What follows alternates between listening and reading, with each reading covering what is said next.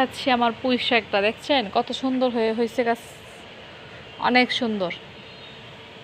দেখছেন এই যে গাছের ডুগাগুলো এভাবে চলে যাচ্ছে।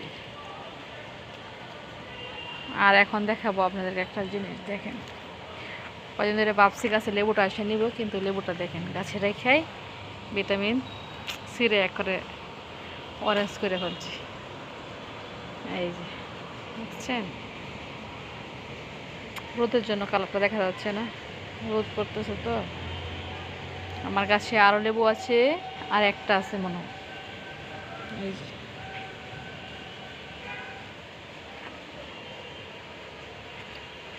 এই হচ্ছে আমাদের বাগান, এখানে সব আছে। ওই যে আমার মেহেদি গাছ।